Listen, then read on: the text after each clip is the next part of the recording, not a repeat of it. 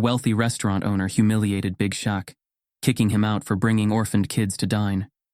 He thought his power and privilege made him untouchable, but he had no idea who he was messing with. What happened next sent shockwaves through the entire industry. A battle of power, reputation, and redemption unfolds, but Shaq doesn't fight back with anger. He makes the ultimate power move. Before we deep dive into this interesting story, subscribe to our channel and tell us where are you watching from.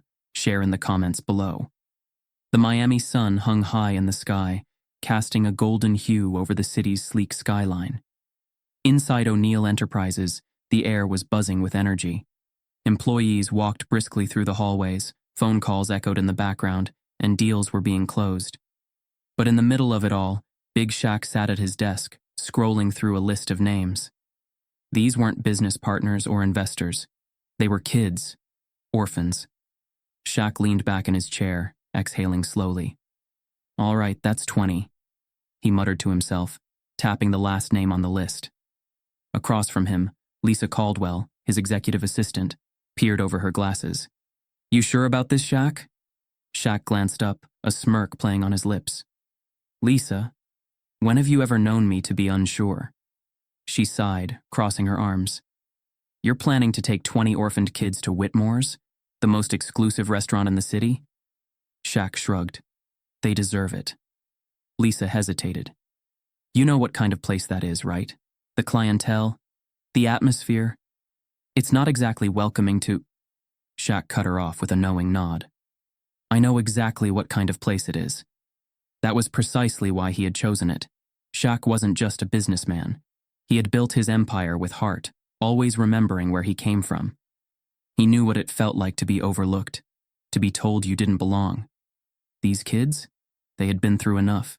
They had lost their families, shuffled through foster homes, and barely experienced the joys of childhood. They deserved one night where they weren't defined by their circumstances. A night where they could just be kids. Lisa sighed, finally giving in. "All right. Reservation is set for 7 tonight." Shaq grinned. "That's why you're the best." She smirked. "I know." Whitmore's Steakhouse was not just any restaurant. It was a symbol of exclusivity. Nestled in the heart of Miami's wealthiest district, it catered to the elite, CEOs, celebrities, politicians. And it was run by Bradley Whitmore. Tall, thin, and always impeccably dressed, Bradley was old money through and through. His family had been in the restaurant business for 3 generations, and he carried himself with an air of superiority that was impossible to miss. For Bradley, his restaurant was more than just a business. It was a carefully curated social club, a place where only the right kind of people dined. And tonight, Bradley Whitmore was about to have a very unexpected guest. The black SUVs rolled through Miami's streets, gliding past neon lights and luxury storefronts. Inside, the kids buzzed with excitement. Shaq, seated in the front, turned to look at them. "Y'all ready for the best meal of your life?" A chorus of cheers and laughter filled the car. A young boy, Jaden, leaned forward. "Mr. Shaq, do they really have gold on the steaks?" Shaq chuckled. "That's what they say." A little girl, Zoe, widened her eyes. "Are we allowed to eat gold?" Shaq winked.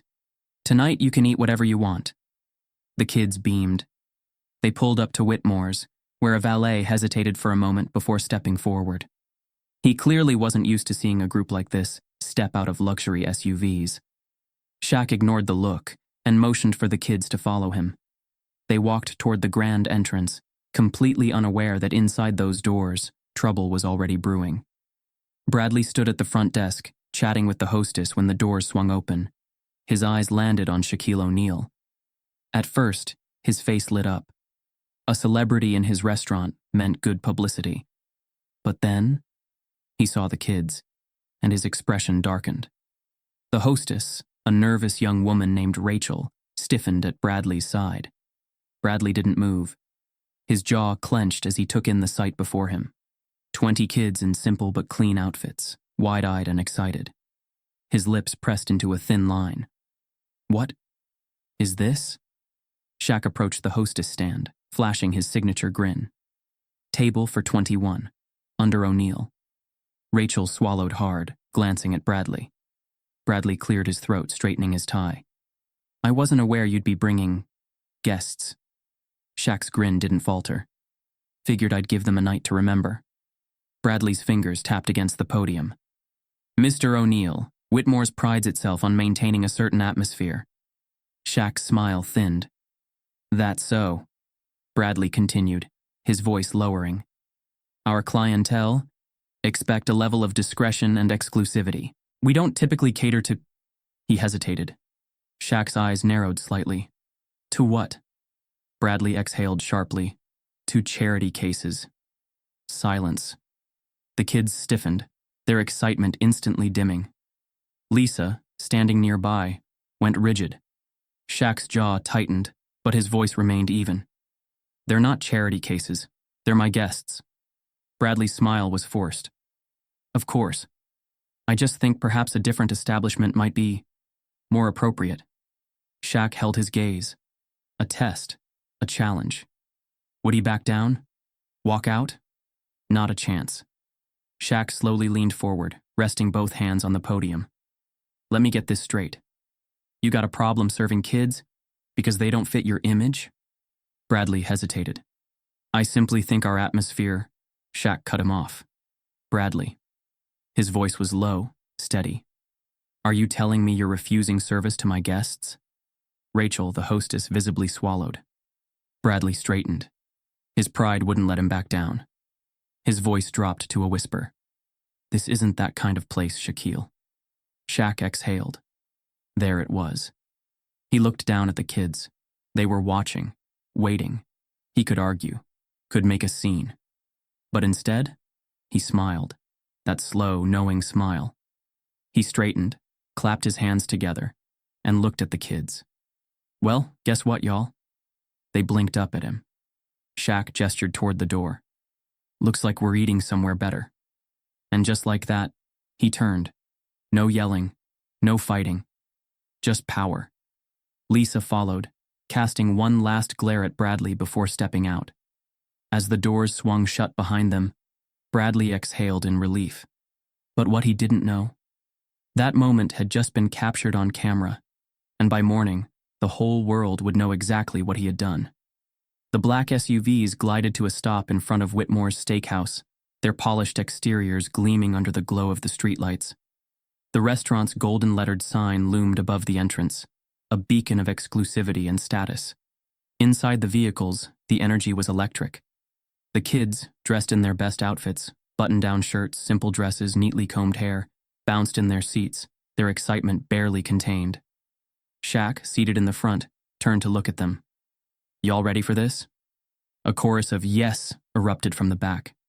He grinned. Good, because tonight we eat like kings and queens. Lisa Caldwell, his assistant, was already out of the car, her sharp eyes scanning the entrance. All right, let's move, she called, motioning for the kids to follow. As they stepped onto the sidewalk, heads started turning. Pedestrians, valet attendants, and even guests arriving in luxury cars all took notice. It wasn't just Shaq's towering presence that caught their attention. It was the unusual sight of 20 kids filing toward the entrance of one of the city's most high-end restaurants. And inside, Bradley Whitmore was watching. The moment Shaq and the kids stepped through the door, the temperature in the restaurant seemed to drop. Conversations faltered, the soft clinking of silverware against plates slowed. The restaurant was a masterpiece of modern elegance, dark wood paneling, crystal chandeliers, white linen tablecloths, and a clientele dressed in nothing less than designer brands. The kind of place where servers moved silently, where laughter was measured, and where the wealthiest dined without interruption. And now, a group of excited, wide-eyed orphans had just walked in. The hostess, Rachel, stiffened behind the podium. She was young, early 20s, and clearly unsure how to handle what was unfolding. Welcome to Whitmore's, she said, pasting on a polite smile. Shaq stepped forward, his presence filling the space effortlessly. Reservation for O'Neal. Table for 21. Rachel's fingers hovered over the computer screen, her eyes darting toward the restaurant's owner, Bradley Whitmore, who was standing near the bar.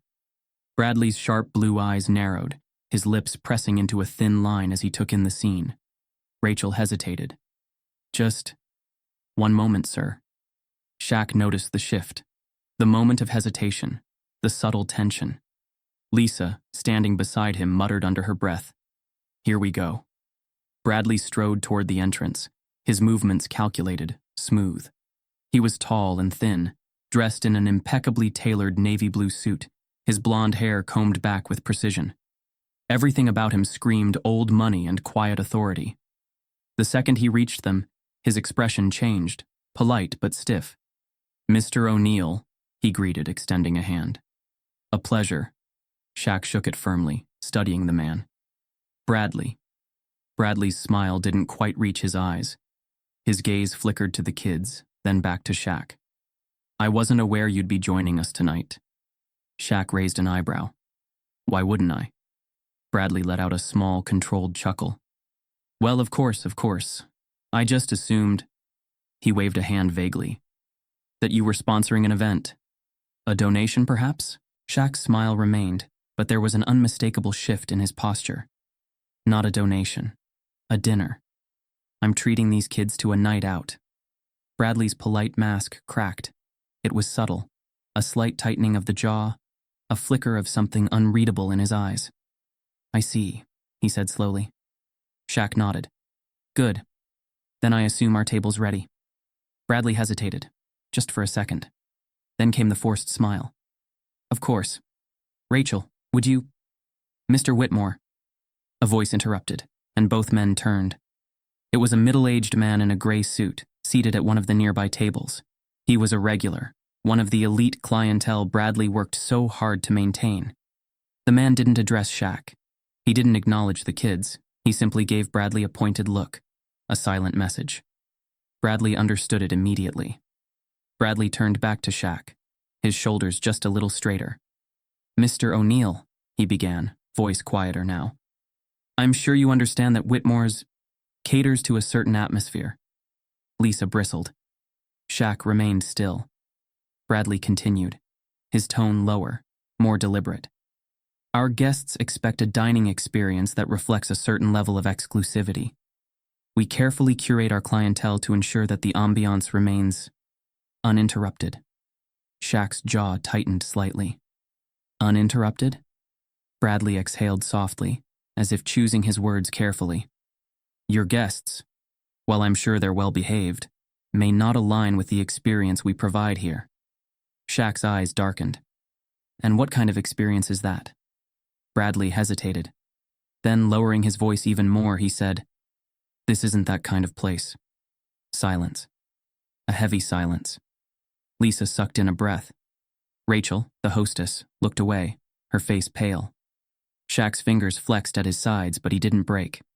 He didn't yell. He didn't argue. Instead, he took a slow, deliberate step closer. Bradley's confidence faltered. Shaq's voice was calm, but dangerously steady. "Let me get this straight," he said. "You got a problem serving kids because they don't fit your image?" Bradley's lips parted, then pressed together. He cleared his throat. "I wouldn't phrase it that way." Shaq held his gaze. "How would you phrase it?" Bradley exhaled. "Mr. O'Neal, I respect your position in the community, truly. But certain guests may feel uncomfortable with—" He stopped himself too late. Shaq's eyebrows lifted slightly. "Uncomfortable?" Bradley didn't answer. Shaq inhaled deeply, glancing at the kids. They were watching, listening. He turned back to Bradley, and he smiled. That slow, knowing smile. Shaq straightened, his full height looming over Bradley. Then, in a voice so calm it sent a chill through the room, he asked, "Are you sure you want to do this?" Bradley hesitated, and then, because his pride wouldn't let him back down, he nodded once. "I am." Shaq studied him for a long moment. Then, just as slowly, he turned back to the kids. "Well," he said, clapping his hands together. "Looks like we're eating somewhere better." Lisa smirked. "Damn right we are." And just like that, Shaq turned and walked out. No yelling, no pleading, just power. The kids followed, still confused, but trusting Shaq. As the doors swung shut behind them, Bradley exhaled in relief. What he didn't know, that moment had just been captured on camera. And by morning, the whole world would know exactly what he had done. The moment Shaq turned back toward Bradley, the entire restaurant seemed to hold its breath. Servers froze mid-step, their trays hovering inches above the tables. Conversations lowered to whispers, and the soft clinking of silverware came to a halt. Lisa Caldwell, standing a few feet away, could feel the shift in energy. She had seen Shaq handle difficult situations before, but never like this. Shaq's massive frame loomed over the podium, his expression unreadable. His presence was always powerful, but this was different. Bradley Whitmore didn't flinch. Instead, he smirked. "Bradley," Shaq said, his deep voice even. "Let's try this again." Bradley folded his arms. "There's nothing to try, Shaquille." Shaq's eyebrows lifted slightly at the use of his full name. Bradley took a slow breath, keeping his voice smooth but firm. "I've already explained our policy. This restaurant isn't designed for events like this. It's exclusive, intimate. Our clientele come here for a certain experience." Shaq tilted his head. "And what experience is that?" Bradley's lips pressed together, but he kept his smile intact. "Privacy. Prestige." His eyes flickered to the kids. "They don't fit that image." The words hung in the air like a slap. Lisa's fists clenched at her sides. Shaq remained composed.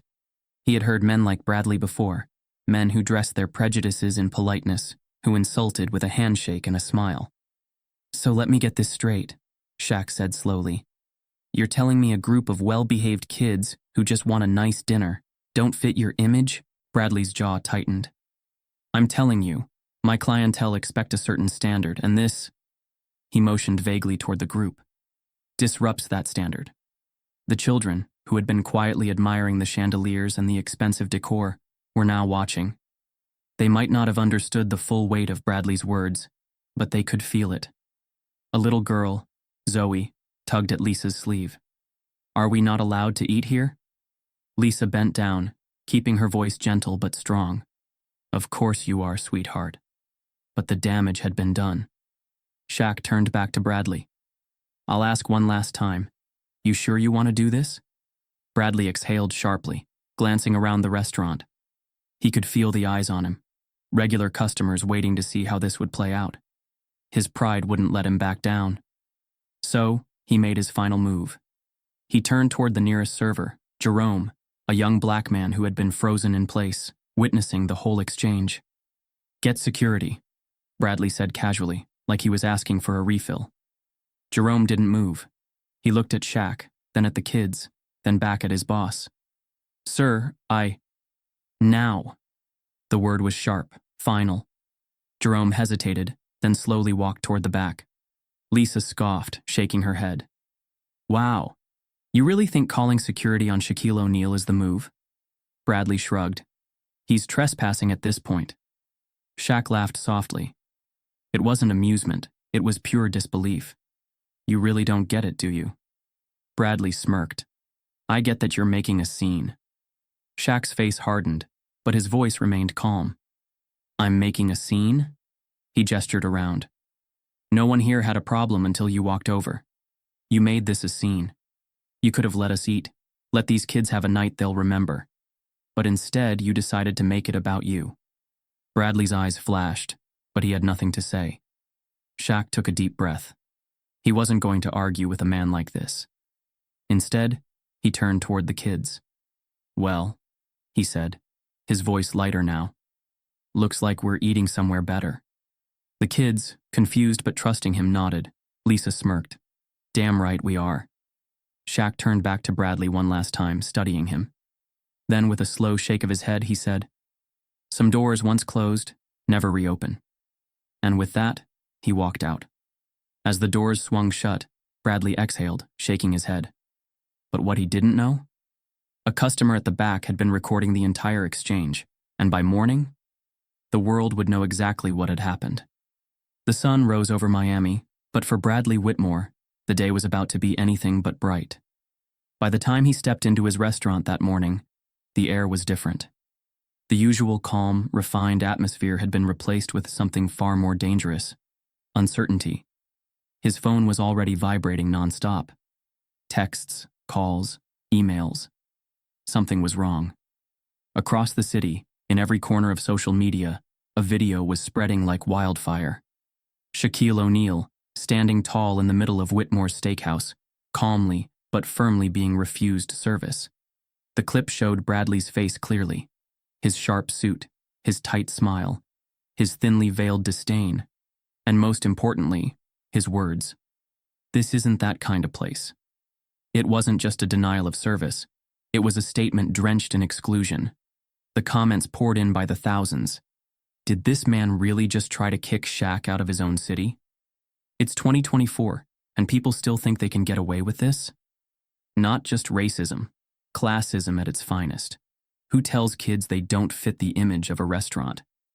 I was planning a business dinner here next week. Not anymore. Boycott Whitmore's. And then, the celebrities joined in. By noon, high-profile voices were calling for action. LeBron James tweeted, "Damn, I know my brother at Shaq handles things with class, but this is just crazy. Miami, do what y'all do." Jay-Z posted on Instagram, "When they say this isn't that kind of place, ask them what kind of place they mean. Then take your money elsewhere." News anchors debated live on TV. What does it say when even one of the most recognizable black men in America isn't given respect in a fine dining establishment? Athletes, actors, and business leaders started pulling reservations, canceling events, and publicly denouncing Whitmore's. And just like that, Bradley's carefully curated empire was cracking. Bradley's panic and damage control. Inside his office, Bradley gripped his phone, watching his restaurant's social media pages flood with angry comments. He was livid. "Who recorded that?" He barked at his assistant, Jonathan Mills, who stood nervously by the door. Jonathan hesitated. "A customer, sir. It's everywhere now." Bradley exhaled sharply, pacing. "I need a statement. Now." Jonathan nodded, already typing. "How do you want to handle this?" Bradley clenched his jaw. He needed to regain control of the narrative. After a few minutes, a statement was released. "Whitmore's Steakhouse is committed to providing a refined dining experience for all our valued guests. The recent incident has been misinterpreted. We were simply ensuring our clientele's expectations were met. We hold no bias and regret any misunderstanding." Bad move. Within minutes, the internet tore the statement apart. Translation: "We don't like poor kids ruining our vibe." Ensuring clientele's expectations? So Shaq and those kids didn't meet them? They just made it worse. No apology, just excuses. "Whitmore's is done." And then, Shaq responded. Shaq had stayed quiet all morning, watching the chaos unfold. He could have gone on the attack. He could have called for boycotts himself, but he didn't need to. Instead, he simply posted a single message on Twitter. "I don't argue with disrespect. I build better things." Mic drop. The internet exploded. The respect for Shaq soared. Instead of feeding the drama, he showed that he was above it. And that hurt Bradley even more. While the internet was focused on the viral moment, Shaq's team was working behind the scenes. Lisa Caldwell and Brandon Carter sat in a meeting room at O'Neal Enterprises, scrolling through old lawsuits, customer complaints, and insider reports. And what they found was damning. Lisa leaned back in her chair, shaking her head. "This isn't even the first time he's done this." Brandon exhaled. "Figures. What do we got?" Lisa slid a file across the table. 3 years ago, a black couple was denied a reservation at Whitmore's, despite calling ahead. They were told the restaurant was fully booked, but half the tables were empty. 5 years ago, a group of Latino businessmen was seated near the kitchen instead of the main dining area, despite their reservation specifying a premium table. 6 years ago, Bradley publicly opposed a city initiative that aimed to increase minority-owned business presence in the high-end district. Brandon's face darkened. "So this is a pattern." Lisa nodded. "And here's the kicker. Whitmore's is already in financial trouble." Brandon blinked. "What?" She flipped to another page. "They've been bleeding money for 2 years. Whitmore's wasn't as invincible as it seemed. Declining revenue. Fewer high-end guests were dining out like they used to. Investor uncertainty. Bradley had been courting new backers for months, trying to secure more funding. A reputation issue. Some people had already noticed Whitmore's was growing less popular, but now, it was collapsing. Brandon smirked. So that's why he doubled down. Lisa nodded. He needed to maintain his image of exclusivity. That's why he reacted so aggressively. He thought letting Shaq and those kids in would make the restaurant look less high-end. Brandon scoffed. And instead, he just burned his own business to the ground. By the end of the day, Whitmore's biggest investors made their move. One pulled out entirely. Two more issued statements distancing themselves from Bradley. A well-known Miami socialite publicly announced she would never dine there again. Bradley was no longer just facing bad press. He was facing ruin.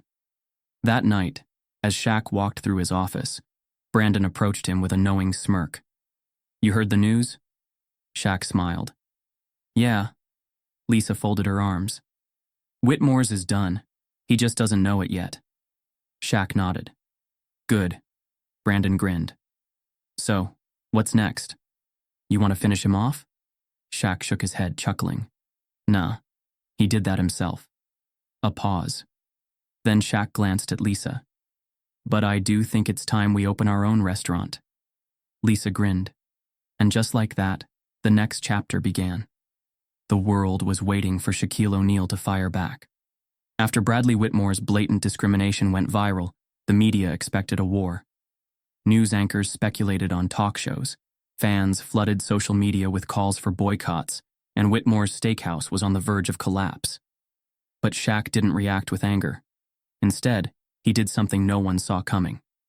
At exactly noon, Shaq posted a simple but powerful message on his Instagram, accompanied by a photo of him standing in front of an empty building. "If they won't serve us, we'll build our own." Introducing Shaq's Place, a restaurant where everyone is welcome. The internet exploded. Shaq just ended Whitmore's without saying his name. Iconic. Not a boycott, not revenge. He just made them irrelevant. "We all eating at Shaq's Place now."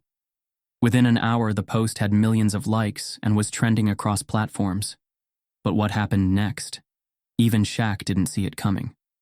Within minutes of his announcement, the calls started rolling in. "Shaq, this is Gordon Ramsay. Let's talk about the menu." "Hey, it's Oprah. Whatever you need to get this off the ground, I'm in." "Dwayne Wade here. Let's make this the spot in Miami." Top chefs, celebrities, athletes, and business leaders wanted in. Meanwhile, local businesses reached out, offering partnerships. A Black-owned organic farm volunteered to supply produce. A Latino-owned coffee brand offered an exclusive deal. A community bakery pledged to create custom desserts. This wasn't just a restaurant anymore. It was a movement. Shaq wasn't just famous. He was smart. Within 48 hours, he secured a prime location just 5 blocks from Whitmore's steakhouse. Within 72 hours, pre-orders for reservations crashed the restaurant's website. Within a week, investors were already calling him, asking if they could be part of the project. And Whitmore's? It was bleeding out. Over at Whitmore's Steakhouse, Bradley was spiraling. His once fully booked dining room now had empty tables. Regulars were canceling reservations. And worse, his investors were nervous. "We need to talk, Bradley. We didn't sign up for controversy. How do you plan to fix this?" Bradley tried to ignore it. "It'll pass," he told himself. "People will forget." But people didn't forget. A week after Shaq's announcement, Bradley was summoned to a private meeting with his top investors. The conference room was cold, tense. 5 men and women sat across from him, their expressions unreadable. Bradley forced a smile. "Let me guess. You want reassurance that this little media storm won't affect business?" A man in a tailored gray suit steepled his fingers. "Bradley, our concern isn't the media storm. It's the fact that we're attached to a sinking ship." Bradley's stomach dropped. Another investor, a woman in a sleek black dress, sighed. "The numbers don't lie. Since this story broke, Whitmore's has lost over 30% of its reservations. That's not just a bad week. That's a pattern."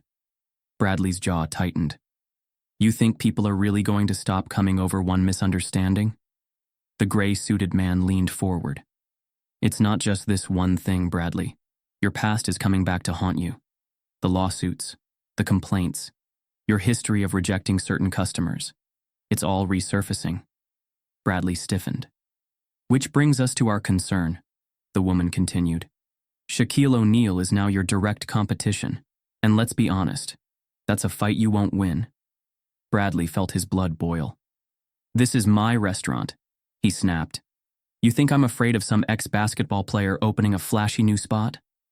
The investors exchanged glances. The gray-suited man closed his folder. If you're not afraid, Bradley, then you're a fool. Bradley stormed out of the meeting, rage boiling beneath his skin. He would not be outdone. Not by Shaq, not by anyone. He doubled down. He hired a PR team to fix his image. He announced a new menu revamp, which no one cared about. He offered discounts to high-profile guests, who still didn't show up. Nothing worked. Because the problem wasn't his menu, it was him. Meanwhile, construction at Shaq's place was moving at record speed.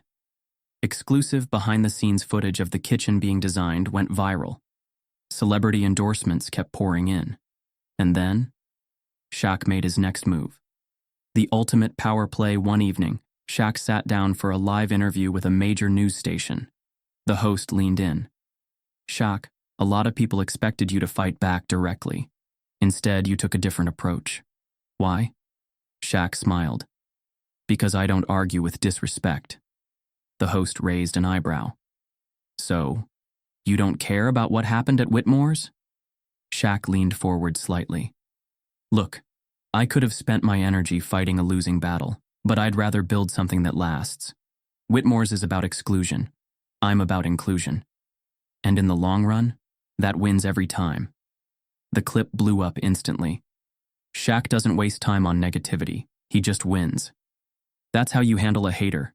Grace and power. Whitmore's is officially irrelevant. And Bradley?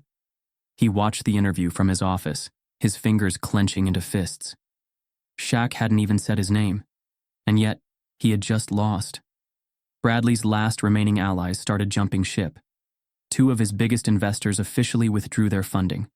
Staff members quit, choosing to apply at Shaq's place instead. Local publications removed Whitmore's from their must-visit lists. The pressure was unbearable. Bradley Whitmore had built his empire on power and exclusivity. And now, that empire was crumbling. At midnight, Shaq walked through the partially completed dining room of Shaq's place. Lisa Caldwell leaned against the bar, watching as he took it all in. You did it, boss. Shaq chuckled. We're not even open yet. She smirked. And yet somehow, we already won. Shaq exhaled, hands in his pockets, surveying the space. Bradley had tried to push him out, tried to control the game. But in the end, Shaq had built something better. And that was the real victory. Bradley Whitmore had always believed in control. Control over his business, control over his clientele, control over his image. But now, he was losing everything. The conference room inside Whitmore's corporate office was cold and sterile, just like the energy inside it. A long mahogany table stretched across the space, occupied by 6 of Bradley's top investors. They weren't just irritated. They were furious. Seated at the head of the table, Bradley straightened his tie as if the fabric alone could hold his crumbling empire together. A woman in a sharp black suit, Madeline Grant, the lead investor, folded her hands. Bradley, do you know why we called this meeting? Bradley forced a polite smile. Because of a little bad press? A man in a gray blazer scoffed. A little bad press? Bradley, we've lost nearly 50% of our reservations in 2 weeks. Our name is being dragged through the mud. Your bad press has turned Whitmore's into a toxic brand. Bradley stiffened. This will pass. Madeline's eyes flashed with impatience. It won't pass. Not unless you fix it. She slid a folder across the table. We've outlined a plan. A full public relations overhaul. You issue a public apology. You do charity work. You hire a more diverse executive team. Bradley's face twisted.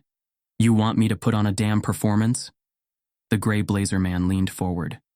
We want you to save your business. Bradley's fists clenched under the table. Do this, Madeline said, or we walk. A silence so thick it felt suffocating settled over the room. Bradley's pride burned in his throat, but this wasn't just his business anymore. If the investors pulled out, Whitmore's would collapse. He swallowed hard. Fine. But in the back of his mind, he already had a different plan. Shaq had just finished overseeing final touches at Shaq's place when his phone buzzed. Lisa glanced at the screen. "Oh, hell no," Shaq smirked. "Let me guess." Lisa turned the phone so he could see the name. Bradley Whitmore. Brandon, standing nearby, whistled. Took him long enough. Shaq sighed and answered. A strained voice came through. "Shaquille." Shaq leaned against the counter. "Bradley." A pause. Then a forced chuckle. "I think it's time we talk." Shaq's expression didn't change. "About what?" Bradley hesitated. Then finally. "A truce." Lisa's eyebrows shot up. Brandon coughed to cover a laugh. Shaq's voice remained even. "A truce?" Bradley cleared his throat. "Look, I think we both know that this has gotten out of hand. The media has twisted things. Emotions are high. But this doesn't benefit either of us." Shaq chuckled. "You sure about that? Because I think I'm doing just fine." Bradley pressed on. "Shaq, listen. We're both businessmen. We both have legacies to protect. I'm offering a way to move forward. No more media war, no more bad blood. Let's end this." Shaq leaned back, considering. He didn't believe a word of it. He had dealt with men like Bradley his whole life, men who only apologized when they had something to lose. Bradley took a slow breath. "I'll do it publicly. I'll apologize. You and I shake hands, make a statement together. We rebuild Whitmore's reputation while ensuring your restaurant succeeds too." Shaq didn't respond immediately. He knew what Bradley was really asking for. "Rescue me. Save me from myself." Shaq exhaled, rubbing his chin. "You want me to stand next to you and pretend none of this happened?" Bradley's voice tightened. "I want us to move forward." Shaq was silent for a long moment. Then finally he said, "Nah." Bradley froze. "What?" Shaq's voice was calm but firm. "Bradley, this isn't a game for me. I didn't build my name on handshakes and fake smiles. I built it by doing things right. And you? You built your name on exclusion. That's the difference between us." Bradley's breathing sharpened. "You're making a mistake." Shaq chuckled. "Nah, you made the mistake. I just made sure people saw it." And with that, Shaq hung up. Bradley sat in his office, seething. His mind raced for another way out. And then, his phone buzzed. A message from his business partner, Howard Jensen. At first, Bradley didn't think much of it, until he opened it. What he saw made his stomach drop. A link, an article, headline, "Leaked emails expose Bradley Whitmore's discrimination tactics." Bradley's heart pounded as he scrolled through the screenshots. Emails from years ago explicitly rejecting Black-owned businesses from catering partnerships. Messages between Bradley and his staff, ensuring certain guests were seated near exits instead of in premium seating areas. A private email exchange. "I don't care if he's Shaquille O'Neal. I don't want his kind making this place look cheap." Bradley's vision blurred. This wasn't just bad. This was the end. His own business partner had betrayed him. Within minutes, the story had exploded. Emails reveal Whitmore's Steakhouse's long history of discrimination. Bradley Whitmore's own words just destroyed his business. Shaq never had to say a word. The truth spoke for itself. Social media erupted. "This man was never sorry. He was just sorry he got caught. If you eat at Whitmore's after this, you're part of the problem." Shaq didn't even have to fight back. Karma did it for him. And the final blow? Every remaining investor pulled out. By the end of the week, Whitmore's was done. Multiple locations shut down. Employees resigned in droves. Customers stopped coming. Bradley? He was completely alone. One evening, as Shaq relaxed in his office, Lisa Caldwell walked in, smirking. "You hear the news?" Shaq glanced up. "What now?" Lisa held up her phone, showing a breaking news alert. "Whitmore's Steakhouse officially closes its doors. Bradley Whitmore steps down." Shaq exhaled slowly. It was over. Lisa sat across from him. "No statement? No victory lap?" Shaq chuckled. For what? Lisa grinned. You didn't just win, you made him irrelevant. Shaq shrugged. I told him, some doors once closed never reopen. And with that, he leaned back, knowing one thing for sure. He never had to lift a finger. The truth had done the work for him. 2 months later, Miami had moved on.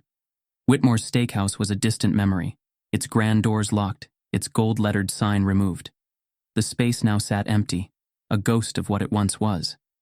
The city had no sympathy for men like Bradley Whitmore, men who built their success on exclusion, only to fall under the weight of their own arrogance.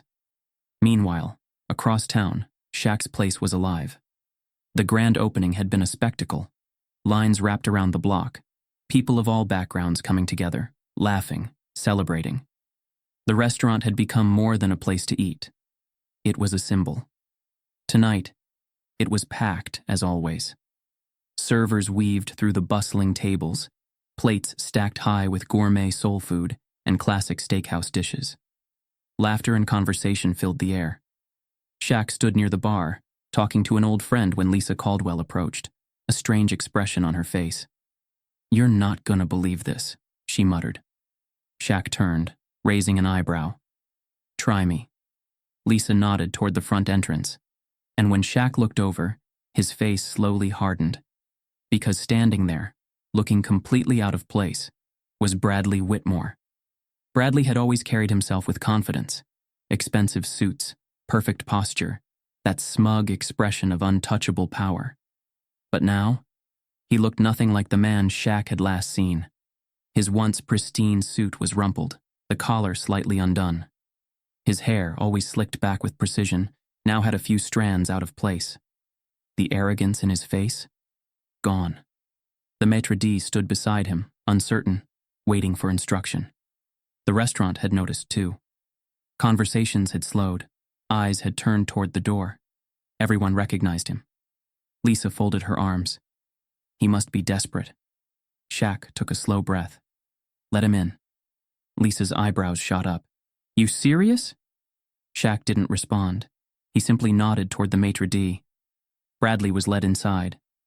And just like that, the man who had once refused Shaq entry into his restaurant now stood in his. As Bradley walked through Shaq's place, he could feel the eyes on him. Some people whispered. Others shook their heads. No one welcomed him.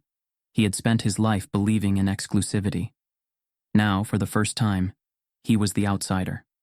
Bradley reached Shaq's table, standing awkwardly, clearing his throat. Shaquille. Shaq didn't offer a seat, didn't shake his hand. He simply stared, waiting. Bradley hesitated, then exhaled sharply. I need your help, he admitted. Lisa scoffed. Of course you do. Bradley's jaw tightened, but he didn't argue. Instead, he swallowed his pride. You were right, he said. His voice was quieter now, strained. Everything you said. Everything I refused to see. You were right. Shaq leaned back in his chair. About what? Bradley's throat bobbed. About how I ran my business, about how I treated people, about the kind of man I was. Lisa crossed her arms. Past tense? Bradley sighed. I've lost everything. He motioned vaguely at himself. Investors, money, friends. Whitmore's is finished. My name is a joke. No one will hire me. I can't even get a meeting with anyone in this city. Shaq studied him. And? Bradley's shoulders slumped. And I'm asking for another chance. The restaurant went silent. The plea Bradley straightened slightly, forcing himself to meet Shaq's gaze. I want to work for you, he said. I want to learn. I want to be better. Shaq said nothing. Bradley felt the weight of the room. Every person here had been affected by his past actions, directly or indirectly. And yet, here he was, standing in front of the very man he had tried to humiliate, begging for a way back in. Bradley's voice dropped lower. I know I don't deserve it, but I'm asking anyway. A few murmurs rippled through the crowd. Some people looked at Shaq, curious. Would he show mercy? Would he take the high road and let Bradley redeem himself? Or would he close the door, just like Bradley had once done to him? Shaq looked at Bradley for a long time. Then, he slowly stood up.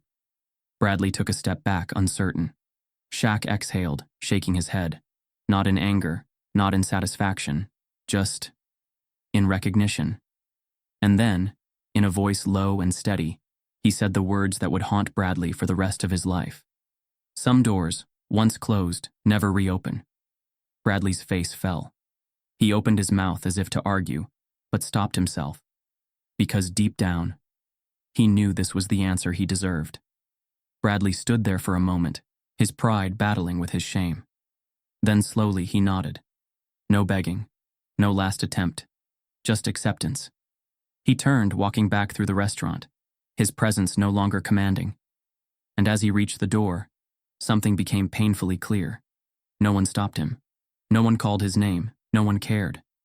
Because Bradley Whitmore was officially nobody, and he had done it to himself. Shaquille O'Neal never set out to change the restaurant industry, but somehow, he had. From the moment Shaq's Place opened its doors, it was clear. This wasn't just a restaurant. It was a statement. It was a place where everyone was welcome. NBA stars, families from the neighborhood, celebrities, construction workers, single parents on a budget. They all sat together, sharing meals, sharing space. Shaq had built something bigger than a business. He had built a community, and people noticed. Across Miami, other restaurant owners began to rethink their policies. A high-end bistro that once turned away diners for not meeting their dress code announced a new initiative: one free meal per week for underserved families. A rival steakhouse, once known for its exclusive guest list, made a public pledge to offer more job opportunities to people from disadvantaged backgrounds. A major food critic released an article. Shaquille O'Neal didn't just open a restaurant, he exposed the industry's gatekeeping. Shaq had never called for boycotts. He had never told people where not to eat. He had simply built something better. And in doing so, he forced the industry to change. While Bradley Whitmore disappeared from the public eye, his former employees were left struggling. Many of them had spent years working at Whitmore's steakhouse, only to be left jobless when it collapsed. But one by one, they started showing up at Shaq's Place. Jerome, the young black waiter Bradley once ordered to call security on Shaq. He was now head server, leading a team that respected him. Maria, the bartender who had always hated Whitmore's elitist nonsense. She became bar manager at Shaq's Place, designing new drink menus with the freedom she never had before.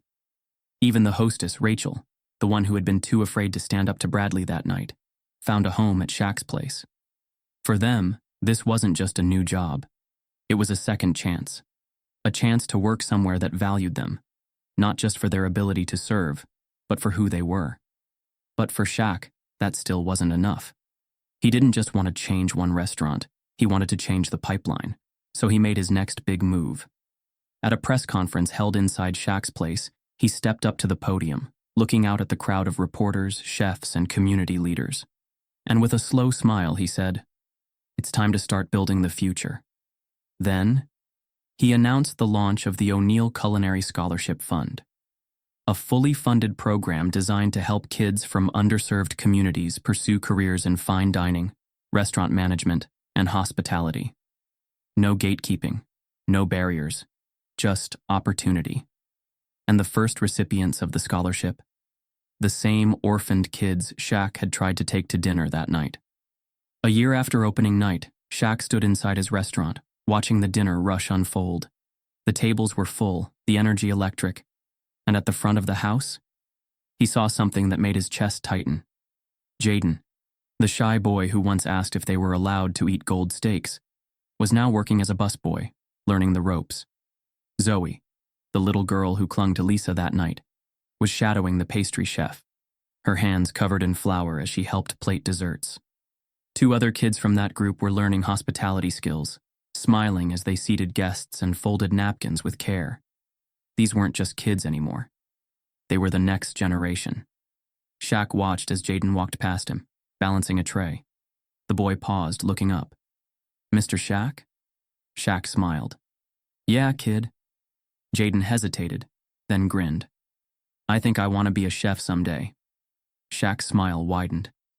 "Then we're going to make sure that happens." Because this was what legacy looked like. The night was electric. Inside Shaq's Place, the air buzzed with conversation, laughter, and the sound of silverware clinking against fine china. The restaurant was alive, a symbol of something greater than food, greater than business. It was a statement. And tonight, the world was watching. A year had passed since Whitmore's steakhouse collapsed under the weight of its own arrogance. A year since Shaq had turned rejection into revolution. Now the restaurant wasn't just thriving, it was the most talked about spot in Miami. But this night was different. Because tonight, Shaq had something to say. At exactly 8 p.m., the lights in the restaurant dimmed slightly, and a single spotlight shined on the center stage. Shaq stepped up to the podium. The room fell silent. Every table, filled with customers from all walks of life, turned to watch. And beyond these walls, millions more watched via live stream. He let the quiet settle before he spoke. A year ago, I walked into a restaurant thinking I was just going to have dinner. A few chuckles rippled through the room. Instead, I walked into a lesson. A reminder that no matter how much success you have, no matter how much you've built, there will always be people who think you don't belong. His voice was deep, steady, commanding. They will try to push you out, make you feel small, tell you that you are not enough. His eyes swept across the room. But here's the truth.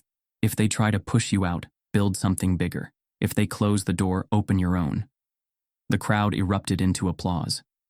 Shaq let the moment settle before continuing, his tone more reflective now. When I was a kid, I thought success was about proving people wrong, about showing up, taking up space, and making sure they never forgot your name. He smiled slightly. But I've learned something over the years. Success isn't about proving people wrong, it's about proving yourself right. A few nods.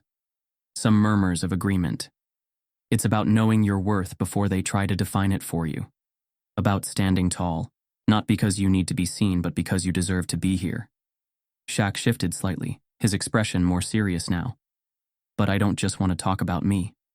I want to talk about you. He gestured toward the young staff members standing near the kitchen, many of them former orphans, now working, learning, growing. You are the next generation. The future business owners, the leaders, the dreamers. And I need you to hear me when I say this. No one can take away what you build with your own two hands. No one can tell you where you do or don't belong. And when they try, he smirked. Remind them who you are. The room erupted again. Some stood, clapping. Others whistled. The energy was undeniable.